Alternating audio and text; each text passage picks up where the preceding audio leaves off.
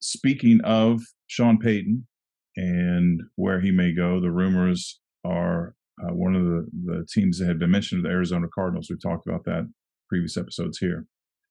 However, I just heard a little while ago that Sean Payton has a second interview scheduled in Denver this week.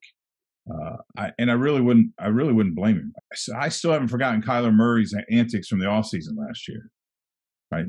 There's dysfunction in Arizona, and I don't know if it was Cliff Kingsbury. I don't know if it was Kyler Murray. I don't know if it was something else. I don't have any idea. But the way Kyler Murray acted, and then the way the season, Kyler Murray has given me the impression, an outside long distance view impression, that he's just not the consummate leader. He's not the guy that's going to step up and take control, accept responsibility and carry a team on his league. That he's kind of guy like, if it's not working the way he wants, he's like, well, I'm out. That's a huge problem when you're paying a guy that kind of money.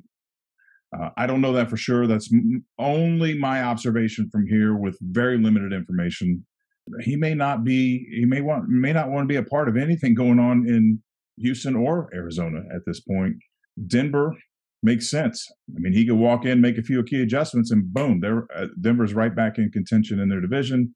And in 2 or 3 years, they're a real formidable threat. I guess the only question there is Vic Fangio's on his staff. Would he go back to Denver under those circumstances? But money talks, and it's football. I mean, a job's a job. Many coaches have gone back to where they were fired from before. So would it be crazy if Denver sends Russell Wilson to New Orleans for Sean Payton? Boy, that would be crazy. It would be crazy. But now we're back to what I just talked about. Now he's in Denver without a quarterback. And if they're gonna be decent next year, they might, unless you're gonna get, Mr. Irrelevant, Brock Purdy's gonna show up.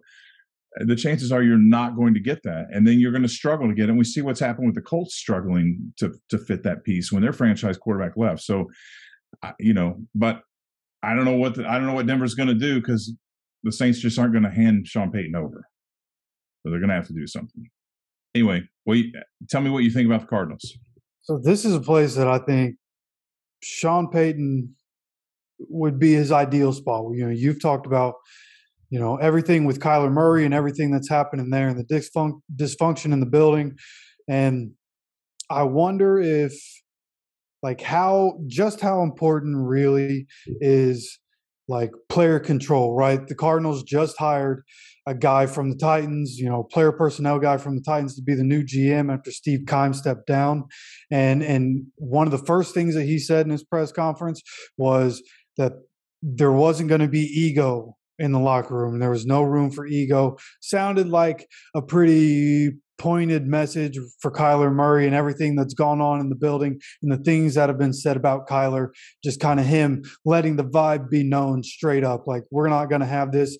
And that kind of feels like a guy that Sean Payton might like to work with. It feels like they would have the same kind of attitude. So it feels like a place that they could really work together, and Sean Payton could have a real impact on the player personnel. If Sean Payton goes to Arizona, maybe DeAndre Hopkins decides to stay there because he's a great coach. Why not stay there? So, maybe he's able to mend that relationship. And so it feels like Sean Payton, probably, I feel like that's where Sean Payton's going to end up. Arizona's a beautiful place, and he's, in his 60s. Why not go somewhere where if you wanted to retire again, you could still stay there and the fans would love you? So, I feel like getting Sean Payton would be the move. But then going past the head coach, you get into the way that they have to start to rebuild this roster. They have to get a better O-line.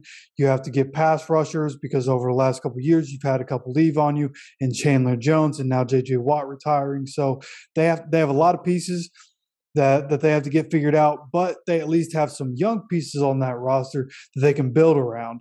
Now, what are they going to do with their cap? We'll get more into that as the offseason goes on, and talk about that more deep, and who the free agents are going to be that they can bring in, because they're in a tight situation and they need to figure some things out there, which is one of the reasons D-Hop could be leaving is to open up a little bit of room for him, because he wants to make $30 million a year. So we'll have to see, and we'll talk more in depth about that. But right now, the Cardinals are in a place where obviously getting Kyler Murray back after his ACL, we'll have to see when he comes back in the season. That'll kind of decide some things for him next year.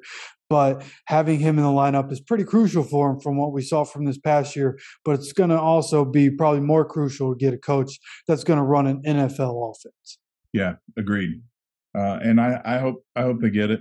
And I'd love to see someone come in and be able to work with Kyler Murray and be able to help him shift that whatever it is, and be able to realize his potential. I mean, he has the potential under the right leadership to be somebody like Patrick Mahomes and Jalen Hurts, for sure. And I'd like to see that for him. I'd like to see it for the fans in Arizona. I'd like to see it as a fan for me. I'd like to watch him play and be able to realize his potential. So hopefully Arizona will be able to get some things turned around. But we're watching the Sean Payton thing very closely. Everybody is, and we'll see where he goes.